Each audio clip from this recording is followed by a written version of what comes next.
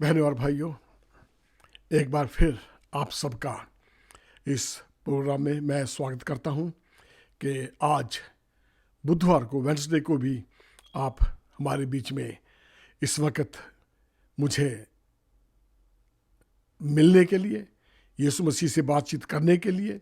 मैं तो सिर्फ मिलता हूं, लेकिन जो अंदर से बातचीत होती है कलाम के ज़रिए से, वो खुदा अपने बंदों के ज़रिए दूसरों से बातचीत करता है। इस वचन के ज़रिए खुदा हम सब के साथ बातचीत करता है।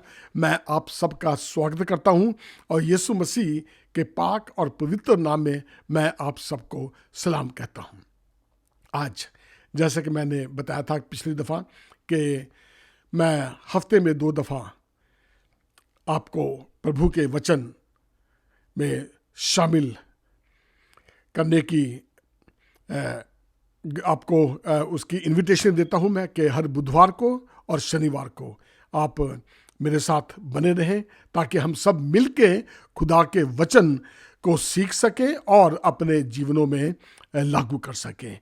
टाइम वही है, अमेरिकन सेंट्रल टाइम के मुताबिक सुबह 9 बजे और इंडियन स्टैंडर्ड टाइम के मुताबिक शाम को लगभग 7:30 बजे मैं आपके बीच में उपस्थित होता हूँ। मॉरिस सैमुअल मिनिस्ट्रीज की तरफ से इस प्रोग्राम का नाम है वचन वाचा विश्वास। मुझे पूरी उम्मीद है कि आप सब जो है प्रभु के वचन में बढ़ रहे हैं और उस पर विश्वास ला रहे हैं। खुदा आप सबको बड़ी बरकत दे। तो आइए, इससे पहले कि हम प्रभु के वचन में जाएं, हम सब प्रभु से अक्ल मांगे और अच्छी विजडम के लिए उससे हम दुआ करें कि उसका वचन की जो गहराई है, हम वहाँ तक पहुँच के उसके वचन को समझ सकें और 100 गुना फल लाने वाले हों। तो आइए हम दुआ करें। हमारे मेहरबान सच्चे जिंदा खुदा बाप, तेरा शुक्र है आज के दिन के लिए कि तूने हम सबको संभाल के बचा के रखा और इस काबिल बनाया कि हम तेरे वचनों के द्वारा तुझसे बातचीत कर सके। खुदावंत, तेरा शुक्र है खुदावंत, उन सब बहन भाइयों के लिए, दोस्तों के लिए जो इस वक्त तेरे वचन को सुनने जा रहे हैं या देखने जा रहे हैं। मेरी दुआ है प्रभु, सब पे तेरी बड़ी आशीष हो, सबको बुद्धि देना, समझ देना, ताकि तेरे वचन, तेरे कलाम की गहराइयों तक वो पहुँचे और उसको समझे और अपने जीवनों में लागू करें। मैं जबकि तेरे वचन को बांटने जा रहा हूं, मेरी दुआ है प्रभु, मेरे मुंह पे तेरा कंट्रोल हो, मेरी जुबान से हर निकला लफ्ज मेरी तरफ से नहीं बल्कि तेरी पवित्र आत्मा में से होके निकले। बोलने वाला मैं नहीं बल्कि तेरा आत्मा मुझ पे होके बातचीत करे। तेरा शुक्र है एक बार फिर खुदावंत, इस दुआ का सुना कबूल कर। तेरे प्यारे बेटे यीशु के नाम से मांगते हैं, आमीन। तो बहनों और भाइयों, एक बार फिर मैं आप सबका इस प्रोग्राम में स्वागत करता हूं और मुझे खुशी है कि आज फिर खुदा ने मुझे मौका दिया कि मैं खुदा के वचन को आप तक शेयर करूं, आप तक मैं लेके आऊं। तो आज का जो वचन है, आज का जो टॉपिक है, ये मैंने इस तरह से लिया है कि घमंड विनाश की ओर ले जाता है। घमंड, प्राइड लीड्स टू डिस्ट्रक्शन। कि खुदा, घमंड एक ऐसी चीज है जो हमेशा हमें विनाश, बुराई की ओर, खतरनाक हादसों की तरफ, यानी कि ये जो घमंड है हमें ले जाता है। तो आइए इस चीज पे आप थोड़ा सा गौर करें कि घमंड क्या है, कैसे आता है और इस किस तरह से हमारी ज़िंदगी को ये ख़राब करके चला जाता है और हमें पता भी नहीं लगता कि हमारे बर्बाद होने का कारण क्या है। क्योंकि शैतान इतना चालाक है, शैतान इतना खतरनाक हो सकता है कि आप सोच भी नहीं सकते। क्योंकि उसने खुदा की बादशाहत में भी, क्या है, झगड़ा रगड़ा करने की कोशिश की। बेशक खुदा से हम के सामने हम ये सब कुछ नहीं कर सकते। और जो शैतान है, खुदा की बादशाहत में बड़ा तख्त लगता था और ये बड़ी क्वायर का लीडर था शैतान, लेकिन एक घमंड ऐसा आ गया कि उसने खुदा की बादशाहत में भी उलट फेर करने की कोशिश की और नतीजा ये हुआ कि उसे ज़मीन पे गिरा दिया गया। लेकिन खुदा की बादशाहत में, उसके दरबार में कोई चेंज नहीं आई। उसका दरबार अभी भी लगता है, उसकी उपासना अभी भी होती है, फरिश्तेगण उसकी उपस्थिति दिन रात करते रहते हैं। लेकिन फर्क किसको पड़ा? शैतान को, जो जिसने घमंड के जरिए से बदलने की कोशिश की। लेकिन क्या हुआ? वो खुद बदल गया। बदल गया क्या? वहाँ मज़े से बातचीत हो रही थी, सब काम बड़े अच्छे से चल रहा था, लेकिन घमंड आया और घमंड ने क्या है, सब कुछ बदल के रख दिया और उसे ज़मीन पे उसके चेले चपटों के समेत डाल दिया गया, पटक दिया जिसे कह सकते हैं। और आज भी वही शैतान बाज नहीं आया। जो उसका पहला तरीका था घमंड के जरिए, आज भी वो उस घमंड के जरिए, झूठ के जरिए क्या है, इंसानों को तंग करता है, उसके दिलों को, सोच को बदलता है और इंसान उसमें फंस जाते हैं। यही तरीका उसने आदम और हवा के साथ भी किया था कि जब फल कहा खुदा ने आदम और हवा को ये नहीं खाना है, तो उसने क्या है, उसने उनको भटका दिया। क्या भटकाया? हम देख सकते हैं कि किस तरह से उसने, जबकि खुदा ने मना किया था कि ये फल नहीं खाना, लेकिन शैतान ने क्या किया, उनकी मन में वो ऐसा डिसओबीडियंस जिसे कहते हैं कि नाफरमानदारी, हुक्म ना मानने कि थोड़ी सी चीज़ उसमें वो बीज बो दिया और उस हरकत को वो कर बैठे कि उन्होंने उस ये खुदा के हुक्म को नहीं माना। और नतीजा क्या हुआ, पढ़ सकते हैं कि हम उत्पत्ति चैप्टर 3 उसकी 4-5 आयत तक पढ़ें। उसमें यूं लिखा है कि तब सर्प ने स्त्री से कहा, तुम निश्चय ना मरोगे। उसमें एक चीज और जोड़ दी कि तुम निश्चय ना मरोगे। खुदा ने यह कहा था कि जिस दिन तुम ये फल खाओगे उस दिन मर जाओगे। और उसने क्या किया? उसने एक चीज अपनी तरफ से डाल दी कि तुम निश्चय ना मरोगे, वरना परमेश्वर आप जानता है कि जिस दिन तुम उसका फल खाओगे उसी दिन तुम्हारी आंखें खुल जाएंगी और तुम भले बुरे का ज्ञान पाकर परमेश्वर के तुल्य हो जाओगे। बहनों और भाइयों, इस छोटी सी बात ने उनके दिमाग में यह डाल दिया कि हैं, खुदा ने तो हमें ये बात बताई नहीं है, हमारे तक, अपने तक ही सीमित रखी कि हम निश्चय नहीं मरेंगे। उसने तो कहा था कि ये फल नहीं खाना, नहीं तो तुम मर जाओगे। पर यह क्या बात है भाई? जब शैतान दिल में शक डालता है तो इंसान क्या है, डिसओबे करना शुरू कर देता है, हुक्म ना मानना शुरू कर देता है। और जब हुक्म हम नहीं मानते, कोई भी हो, चाहे किसी का भी हो, तो क्या है, उससे उसकी क्या होता है कि हम विनाश की ओर, कोई भी हो, जब बच्चा भी अपने माँ बाप का हुक्म नहीं मानता तो वो उससे बहुत कुछ बर्दाश्त करना पड़ता है। और यही हुआ। खुदा ने कहा था कि जिस दिन तुम ये फल खाओगे उस दिन मर जाओगे। और शैतान ये अपना बीज बो के चला गया। और जब उन्होंने देखा हवा ने कि फल बड़ा अच्छा है, बड़ा खूबसूरत है, हम ये कहानी बहुत दफ़ा मिलियंस टाइम सुन चुके हैं, लेकिन मैं थोड़ा आगे बढ़ूंगा। और तो उससे क्या हुआ कि उन्होंने वो फल खाया और नतीजा ये हुआ कि वो गार्डन से बाहर निकल गए। अब मरने का मतलब ये नहीं था। ये फल खाने के बाद भी क्या है, वो आदम 930 साल तक जिंदा रहा। मरने का मतलब यहाँ पे खुदा का ये था, कहने का कि खुदा से जुदाई होना ही मृत्यु है।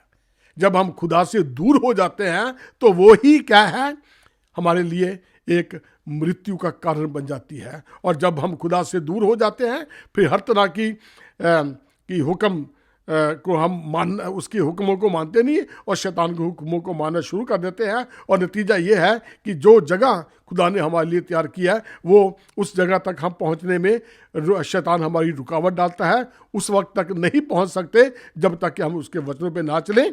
और अब आगे बढ़ते हैं। अब इस चीज को लेके शैतान देखो कितना चालाक है, उसकी जो चालाकी है वो कितनी खूबसूरती से वो बयान करता है कि इंसान फंस जाए, और इंसान उसमें फंस भी जाता है। इतना चालाक कि वहां पे दो पेड़ थे, एक था जीवन का पेड़, क्योंकि खुदा ने कहा कि अभी इससे पहले कि ये जीवन का फल खा ले इन्हें बाहर निकाल दे। और यही हुआ कि दो पेड़ों में से शैतान ने उनको ये नहीं कहा ये जीवन का पेड़ भी खा लो, इसका फ्रूट भी खा लो, ये नहीं कहा। उसे पता था कि अगर ये खाएंगे फिर सारी उम्र नहीं मरेंगे ये। उसने क्या कहा, वो फल कहा खाने के लिए जो खुदा ने मना किया था, ये खाओगे तो मर जाओगे। क्योंकि शैतान नहीं चाहता कि हम जिंदा रहें।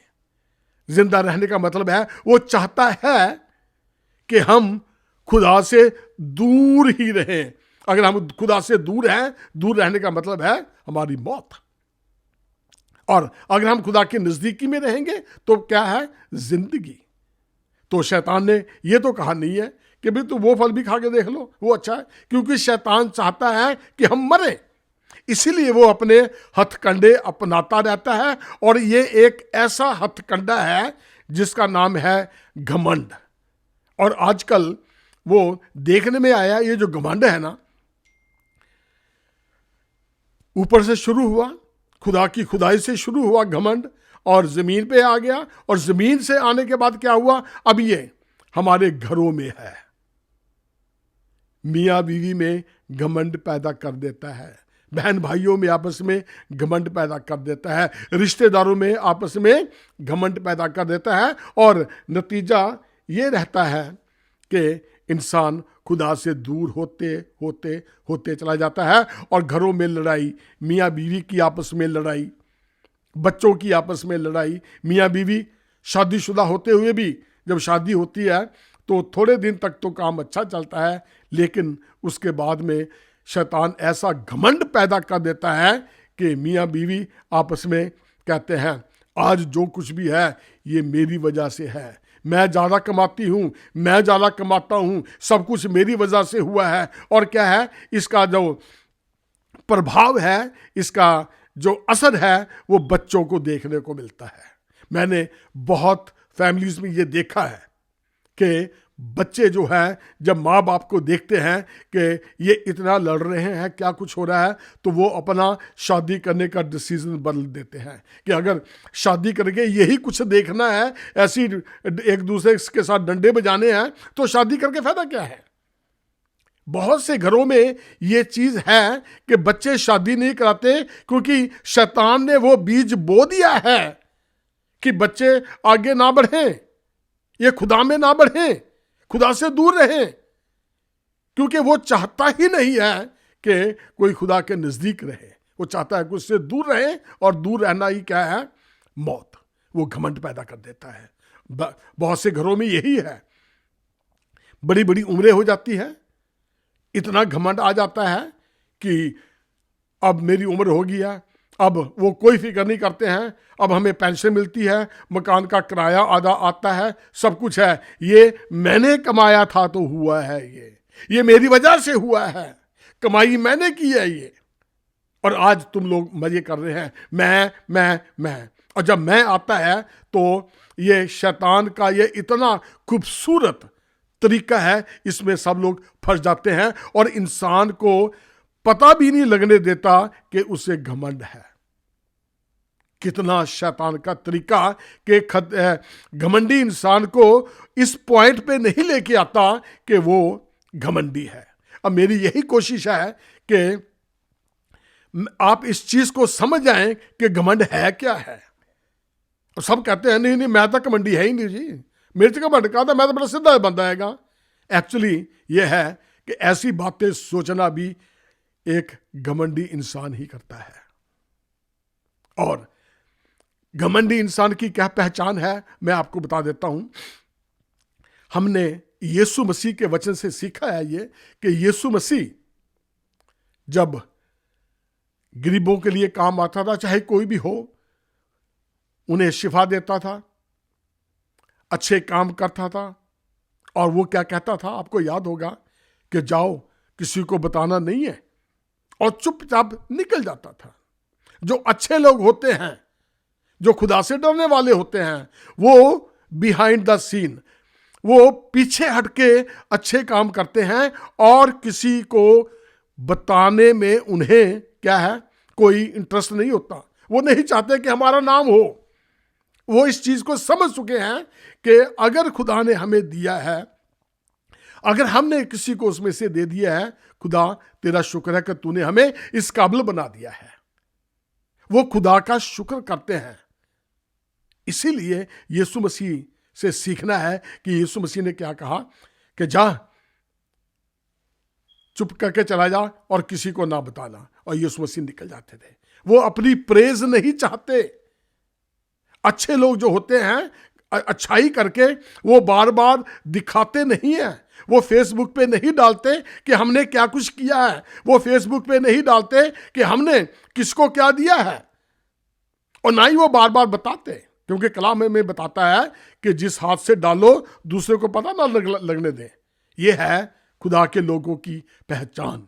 और जो शैतान की तरफ से होते हैं, वो क्या करते हैं, थोड़ा सा किसी के ऊपर एहसान करके, थोड़ा सा किसी के ऊपर एहसान करके पूरे गांव में, मोहल्ले में, शहर में ढंडोरा पिटवा देते हैं कि मैंने उसके लिए ये काम किया है।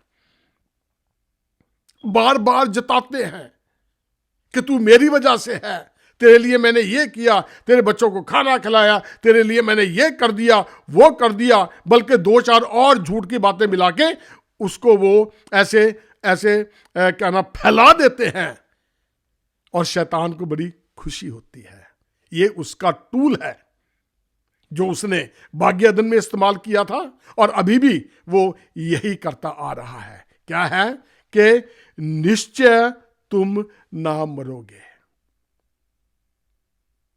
डिसओबीडियंट वो डालता है, जबकि वचन हमें यह बताता है कि जो तुम कुछ करो इसलिए करो, ये सोच के करो कि हम मसीह के लिए कर रहे हैं, खुदा के लिए कर रहे हैं। हम इस चीज को मानते नहीं है। हम यही कर रहे हैं कि मैंने किया है, और ये है घमंड। इतना खतरनाक है, आपने कभी सोचा भी नहीं होगा। और अब जब आप सोचेंगे तो एक मौका है अपने आप को समझने का कि हुक्म ना मानने से क्या होता है, घमंड आता है। क्योंकि सब कुछ बदल जाता है। डिसओबीडियंस। अब नीति वचन में सुलेमान क्या कहता है, 16:18 में, विनाश से पहले गर्व और ठोकर खाने से पहले घमंड आता है। इंसान को ठोकर लगने तक भी पता नहीं लगता, ठोकर खाने के बाद भी वो ये सोचता रहता है मैंने उसके लिए क्या किया और खुदा ने मुझे क्या दे दिया।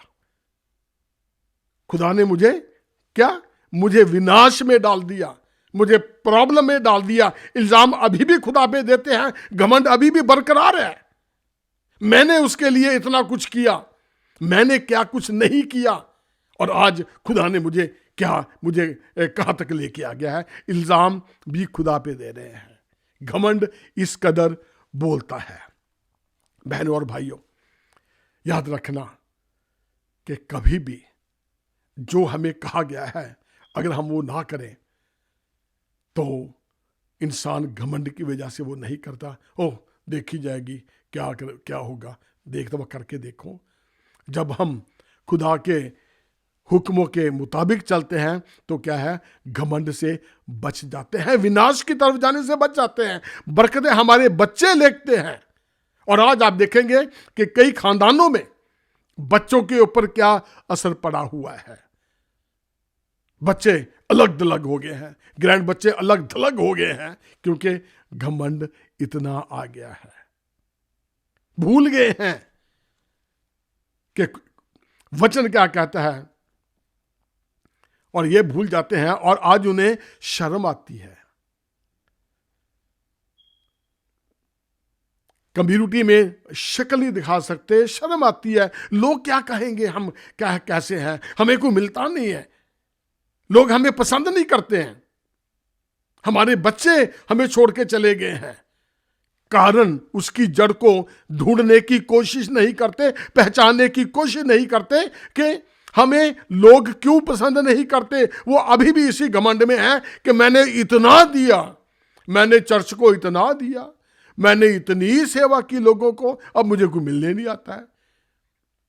लेकिन असली कारण भूल जाते हैं कि ये तुम नहीं बल्कि तुम्हारा घमंड बोल रहा है। मनुष्य को गर्व के कारण नीचा देखना पड़ता है, परंतु नम्र आत्मा वाला महिमा के का अधिकारी होता है। नीति वचन 29:23 में यह लिखा हुआ है कि इंसान घमंड से, गर्व से क्या है, नीचा देखना पड़ता है, उसे नीचा देखना पड़ता है, लेकिन उस कारण पे नहीं जाता कि ये चक्कर क्या हुआ है। वो ये नहीं सोचता कि ये प्रॉब्लम कहां से शुरू हुई है। बस उसे एक चीज दिखती है, मैंने ये किया, मैंने वो किया। बहनों भाइयों, इंसान सिर्फ क्या कर सकता है, इंसान बीज बोता है, लेकिन बीज बोने के बाद वो अपने घर चला जाता है। उसके बाद क्या होता है, वो जब पौधा निकलता है वो कैसे निकल आता है। कभी इस चीज पे सोचा? आज आपने अगर किसी की मदद किया है, आपने सिर्फ बीज बोया है और कुछ नहीं किया है। अगर वो फलता है, फल लाता है, फ्रूट लाता है, बड़ा होता है, तो उसने, आपने कुछ नहीं किया, ये सारा खुदा ने किया है। बिजनेस इंसान करता है, लेकिन प्रॉफिट कहां से आता है? खुदा आपको अक्ल देता है, बुद्धि देता है, और क्या, खुदा आपको समझ देता है। कलीसिया कुछ, अगर कोई भाई अपनी कलीसिया को चलाता है, बुद्धि कहां से मिलती है? खुदा उसको बढ़ाता है ताकि आप अच्छा फ्रूट लाओ। खुदा चाहता है कि हम उसके लिए काम करें, क्योंकि हम उसके खून के खरीदे हुए हैं। और जब उसके खरीदे हुए हैं, जब हम कुछ करना चाहते हैं, तो क्या है, बीच में शैतान आके अड़ंगा अड़ा देता है और ये डाल देता है दिमाग में कि सोच हमारी बदलने की कोशिश करता है, और कर भी देता है कि देखा, आज अगर एक काम मैं ना करदा ना, तेन फिर पता लगना सीगा। डाल दिया, बीज डाल दिया, और हम उसी सोच को लेके चलते रहते हैं और ये नहीं सोचते कि इसको बढ़ाने वाला कौन है, इसको फैलाने वाला कौन है। वचन हमें बताता है कि खुदा जिसको चाहे उसको देता है, जिसको ना चाहे उसको नहीं देगा। वो खुदा की योजनाएं हमारे लिए हैं, बनी हुई हैं। वो चाहता है कि जो योजनाएं मैंने बनाई है वो उसी के अनुसार चले, और कलाम हमें बताता है कि जो योजनाएं जो हैं वो नुकसान की है नहीं है, नफे के लिए है, तुम्हारे अच्छे के लिए है, तुम्हारी बुराई के लिए नहीं है। लेकिन हम ये सोचते नहीं है, हम मैं के लिए यही करते रहते हैं, और क्या है, हम फंसे हुए रहते हैं। और घमंड, अगर खुदा किसी चीज से नफरत करता है ना, तो घमंड है। खुदा घमंड से चढ़ी हुई आंखों को देख ही नहीं सकता। सबसे ज्यादा हेट, नफरत वो घमंडी से करता है, घमंड से चढ़ी हुई आंखों से। जब इस चीज का आपको अंदाजा होगा ना, जब आप समझेंगे इस चीज को कि मेरा ये हाल क्यों है, मेरे बच्चों का ये हाल क्यों है, इनके पीछे एक ही कारण है, वो है घमंड। और आज अगर आप घमंड को समझ आते हैं, तो अगर आप सिर्फ ये समझ ही जाएं कि घमंड क्या है, और ये जान लें कि खुदाया मेरे से गलती हुई है, मैं माफी चाहता हूं, किसी से माफी मांगने की जरूरत नहीं है, क्योंकि घमंड आ गया है, किसी इंसान ने नहीं डाला है, शैतान डाल के चला गया आपके अंदर दिमाग में। खुदा से मांगे, और देखना जैसे ही आप खुदा से मांगेंगे, आप लिख लें, वैसे ही आपके खानदान के, आपके हालात बदलने शुरू हो जाएंगे। ज़कई को सिर्फ अभी आवाज ही दी थी, ज़कई नीचे आ जा। और उसने ये फैसला कर लिया था कि जिस चीज का भी मैंने दिया मैं उनको दुगना चौगुना लुटाऊंगा। अभी उसने दिया नहीं है, उसने सोच लिया, और सोच लिया और दिमाग चेंज हो गया। आज अगर आप ये सोचते हैं कि मुझे घमंड है, और घमंड आगे ये सीरीज काफी लंबी चलेगी, तो टाइम के मुताबिक जहां भी है मैं उसको ज़्यादा लंबा नहीं करूँगा क्योंकि ज़्यादा टॉपिक हो जाएगा। तो इसलिए आप इस चीज़ को समझ लें कि घमंड का एक कारण है उसके हुक्म को ना मानना। मैं खुदा ने कभी नहीं कहा मैं सिर्फ वो ही है, क्योंकि उसने कहा था तेरा नाम क्या है, उसे बताना कि मैं जो हूं मैं हूं ने कहा है। और जिसको वो दे वो उसको देगा, जिसको नहीं दिया उसको नहीं देगा। खुदा का ये उसके अपने कानून है। खुदा ने मूसा को कहा था ये काम करने के लिए, और मरियम ने क्या कहा था उसकी बहन ने कि अब वही रह गया है, हम नहीं क्या कर सकते ये। उसने खुदा को चैलेंज किया और नतीजा क्या हुआ, कोड़ी हो गई। खुदा को चैलेंज ना करें। अगर खुदा ने आज मुझे इस जगह पे बिठाया है, अगर खुदा ने मुझे ये वचन दिया है, इसमें मेरी मर्जी नहीं है। खुदा मुझे अलाउ करता है, खुदा मेरे मुंह में ये वचन डालता है। बाइबल बताती है कि खुदा के जो नबी रसूल हैं वो खुदा की तरफ से हैं। खुदा के वचन जो हैं वो इसमें से निकल रहे हैं। मैं नहीं हूं, मेरे में तो कुछ भी नहीं है, मैं किस काबिल का हूं मैं। अगर मैं आज थोड़ी बहुत मेरे में अकल है वो मुझे खुदा ने दी है। जो कुछ मुझे नॉलेज है बाइबल देती है, लेकिन अकल समझने की ताकत मुझे बाइबल में से मिलती है। मैं खुदा का शुक्र करता हूं, खुदा तूने मुझे इस काबिल बना दिया कि मैं तेरे वचन को बांट सकूं, शेयर कर सकूं। मैं अगर घमंड करना है तो क्या खुदा पे घमंड करो कि हाय खुदा हम तुझे जान गए हैं। बाइबल बताती है कि घमंड करना है तो खुदा पे करो। तो अपने आप पे घमंड किए जा रहे हो। हमारे घम में घमंड करने वाली बात है ही क्या, बताओ। अगर आप इस चीज को सोचते हैं कि मैं आप में क्या चीज है कि आप कह सकते ये मेरी है, ये हमारी है। ये जो कुछ धन दौलत आपके पास है वो कहां से आया? खुदा ने हिम्मत दी, ताकत दी, वहीं से आया ना। अगर आप ये भी कह दें कि मैं तो मां के पेट से पैदा होते ही कमाने लग गया था, कहा कह के देखो। खुदा चाहता था कि आपको ये सब मिले, उसके प्लान में था ये। उसका ये है कि उसको क्रेडिट दो, खुदा तेरा शुक्र है कि तूने हमें क्या इस काबिल बनाया कि हम तेरा शुक्र कर सकते हैं। हर परिस्थिति में, हर हालात में उसका शुक्र करो, क्योंकि हम इस काबिल अगर हैं तो उसमें खुदा की मर्जी थी। अपने आप को घमंडी ना बनाओ। नबूकदनेस्सर का आपने हाल देख लिया है, सुना है। नबूकदनेस्सर चैप्टर 4 अगर 1 से 37 आयत तक हम देखते हैं कि नबूकदनेस्सर जो था खुदा का चुना हुआ था, बाइबल में लिखा है ये।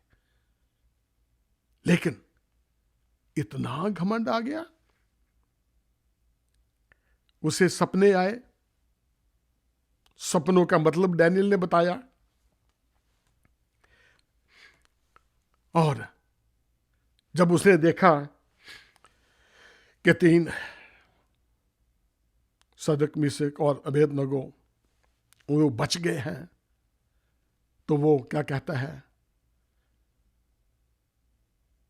कि तेरे खुदा को हम जान गए हैं कि वो सबसे बड़ा है। तेरे अंदर, डैनियल को कहा था कि तेरे अंदर परमेश्वरों की आत्मा रहती है, परमेश्वरों की। उसे यह नहीं पता था कि परमेश्वर एक है, यहोवा जिसका नाम है। मैं आपको आगे चल के बताऊंगा कि कहां लिखा हुआ है ये।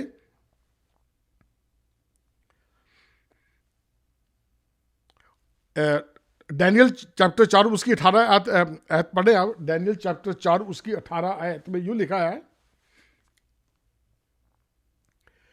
मुझ नबूकदनेस्सर राजा ने यही स्वप्न देखा, इसलिए हे बेलशस्सर तू इसका फल बता, क्योंकि तेरे राज्य में और कोई पंडित इसका फल मुझे समझा नहीं सकता, परंतु तुझमें तो पवित्र ईश्वरों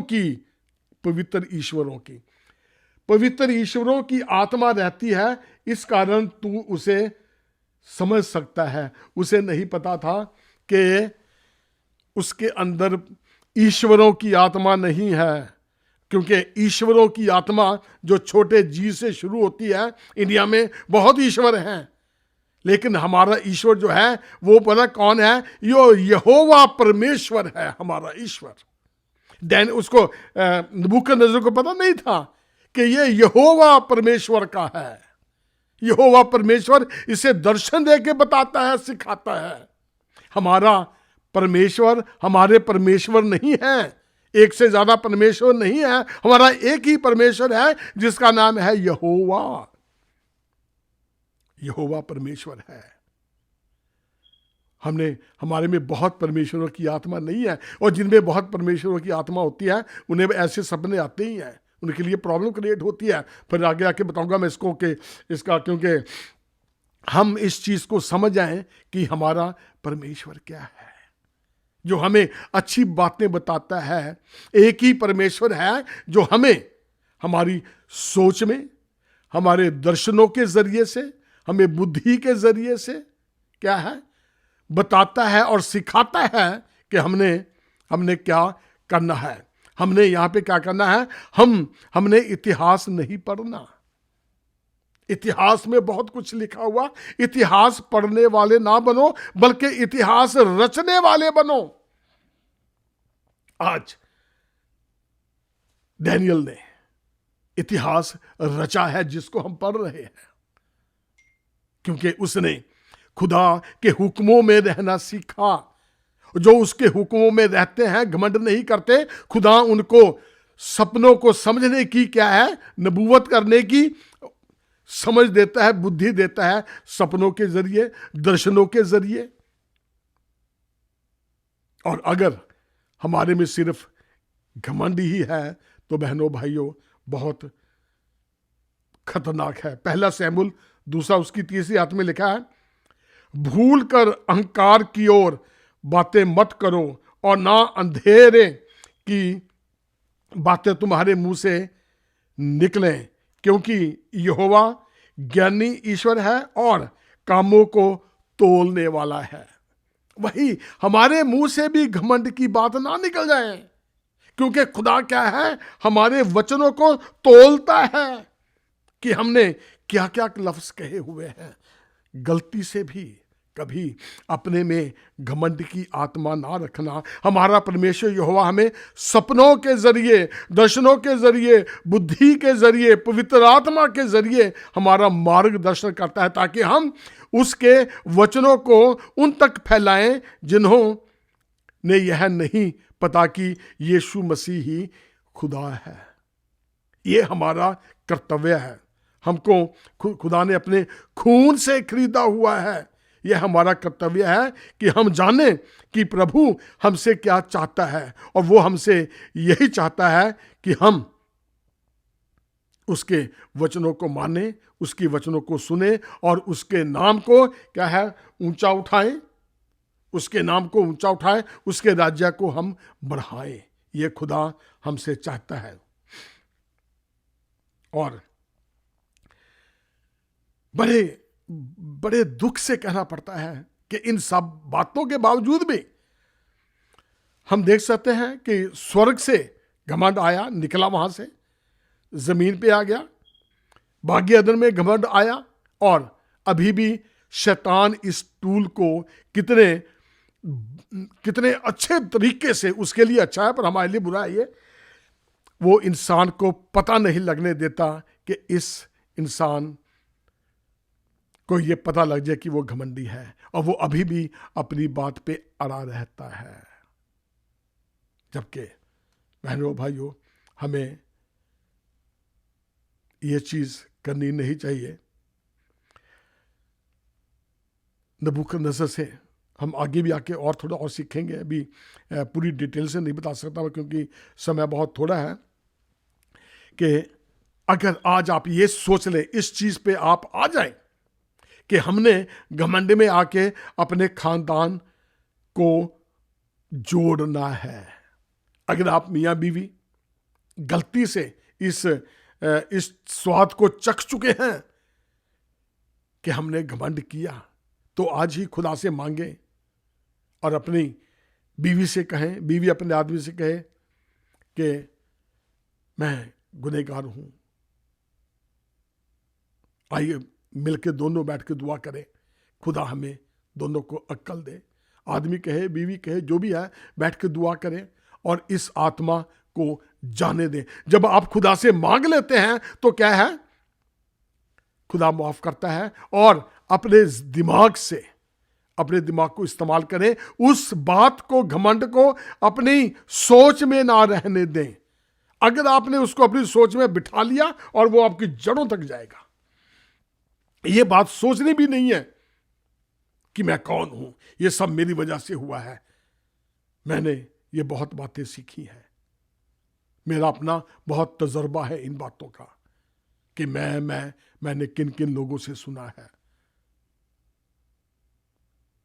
जब आप खुदा में बढ़ते हैं ना, जब आप खुदा में बढ़ेंगे, बहुत से मुंह खुलेंगे। ओ असी जानते इनू, असी ਇਹਦੇ वास्ते इन्ना किया, आज यह पादरी बनया फिरदा। आप ये सब बातें सुनेंगे। जब आप खुदा में बढ़ेंगे, तरक्की करेंगे, दूसरे लोगों से मिलेंगे, तो आपके विरुद्ध बहुत से चर्चे भी होंगे। इन सब बातों को सहना सीख लो। दाऊद के पिता ने, यशे ने, जब दाऊद को कहा कि जा अपने भाइयों को रोटी दे के आ, घर वाले आदमी, घर के खानदान के सगे बहन भाई कुछ कुछ बोलते हैं। दाऊद को कहने लगे, हमें पता है तू यहां तमाशा देखने के लिए आ गया है, हमें पता है कि तू क्या करने आया है, तू किस लिए आया, भाग यहां से। नतीजा क्या हुआ, उसने अपने भाइयों की नहीं सुनी और ना ही उसने उनको जवाब दिया। उन्हें कोई जवाब नहीं दिया। डिस्ट्रैक्शन थी ये, लेकिन वो समझ गया कि मैंने अपने भाइयों को जवाब नहीं देना है। बहुत कुछ कहा बाइबल पढ़े आप दाऊद के बारे में। वो शाऊल के पास गया, शाऊल ने भी कहा, क्या कहा, तू छोटा है अभी, जितनी तेरी उम्र है उससे ज्यादा उम्र तो गुलायत की लड़ते लड़ते हो गई है, तू कुछ नहीं कर सकता उसका। लेकिन उसने नहीं सुनी। उसके दिमाग में एक ही बात थी कि मेरा खुदा बड़ा है। उसके दिमाग में एक ही बात थी कि मेरा खुदा वो सब कुछ कर सकता है, मेरा यहोवा परमेश्वर वो सब कुछ कर सकता है जो मैं चाहता हूं। जब उसने देखा, सुना होगा, गुलायत क्या है, बड़ी बड़ी डींगे मार रहा है, इस्राएलियों के अगेंस्ट बक रहा है और खुदा को कुछ कुछ कह रहा है, अपने देवता को ऊंचा उठा रहा है कि हमारा देवता ये है, हमारा देवता वो है। लेकिन दाऊद जानता था कि यहोवा परमेश्वर कौन है।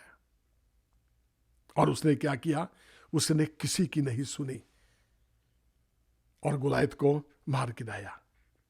आज अगर हम ये लेसन सीखते हैं आज कि हमने किसी की नहीं सुननी, जो सोच आप में किसी ने डालने की कोशिश की है कि हम जानते हैं से ये कौन है, हमने ये किया, हमने ये किया, चुप करके निकलो वहां से।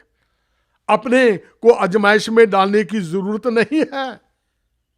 यीशु मसीह को कौन क्या क्या कहते थे, यीशु मसीह के कितने नाम हैं, जीवन का दाता, जीवन की रोटी, रोशनी, कितने खुदावंद के नाम है, बचाने वाला, गडरिया, अच्छा चरवाहा वो ही है। नहीं, लेकिन कईयों को ये नाम पसंद नहीं आए, उसे बड़े कुछ नाम से उसे पुकारा गया, ये पेटू है, ये दुष्ट आत्माओं से निकालता है। लेकिन मसीह ने किसी की परवाह नहीं की, वो अपने मकसद की ओर चलता गया और कामयाब हुआ।